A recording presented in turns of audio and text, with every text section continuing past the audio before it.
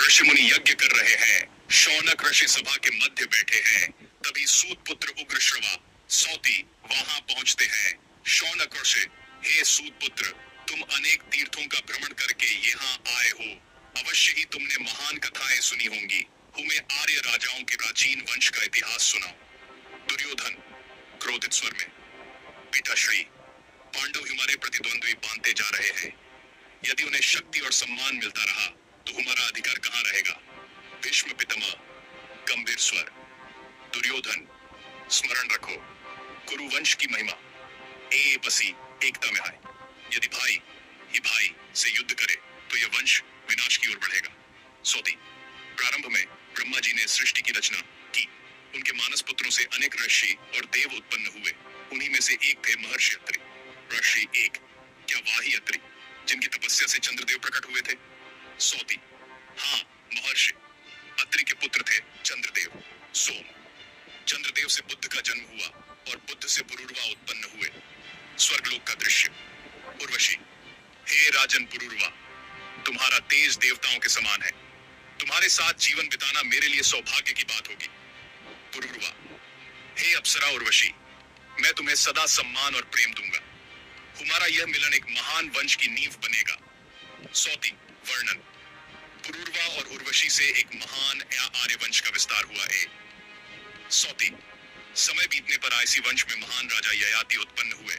उनके 5 पुत्र द, यदु, पुरु, द्रुह्यु, अनु और तुर्वसु। ययाति, हे पुत्रों, मेरे ऊपर एक श्राप है। यदि तुम में से कोई अपनी युवावस्था मुझे दे दे तो मैं अपना राज्य सुचारू रूप से चला सकता हूँ। यदु, पिताश्री, मैं क्षमा चाहता हूँ, मैं अपनी युवावस्था नहीं दे सकता। पुरु, पिताश्री, यदि यह आपके लिए आवश्यक है तो मैं अपनी युवावस्था आपको अर्पित करता हूँ। ययाति, प्रसन्न होकर, हे पुरु, तुम्हारी भक्ति और त्याग अद्भुत है। आज से मेरे राज्य का उत्तराधिकारी तुम ही होगे। सौती, पुरु के वंश में आगे चलकर महान राजा भरत उत्पन्न हुए, जिनके नाम पर इस देश का नाम भारत पड़ा।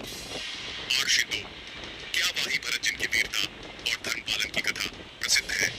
सौती, हाँ महर्षि, भरत के वंश में आगे चलकर राजा कुरु हुए, जिनके नाम पर कुरुवंश प्रसिद्ध हुआ। सौती, कुरुवंश में आगे चलकर राजा शंतनु उत्पन्न हुए। उनके पुत्र थे भीष्म और आगे चलकर इसी वंश में जन्म हुआ धृतराष्ट्र, पांडव और विदुर का।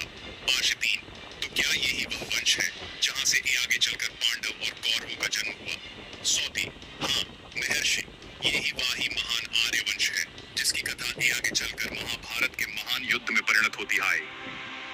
सबोतस, इस प्रकार आर्य वंश की यह परंपरा धर्म, वीरता और त्याग से परिपूर्ण रही।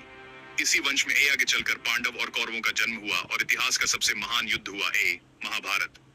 शौनक्रेस, हे सूतपुत्र, ये कथा अत्यंत अद्भुत और ज्ञानवर्धक है। आम्रगन, कृपया आगे की कथा भी हमें सुनाइए। सौती, हे ऋषियों, अवश्य। अब मैं आपको कुरुवंश के आगे के इतिहास और महाभारत की मुख्य कथा सुनाऊंगा। महाभारत की आपको अगर पसंद आया है तो वीडियो को लाइक, कमेंट, शेयर और मेरे चैनल को सब्सक्राइब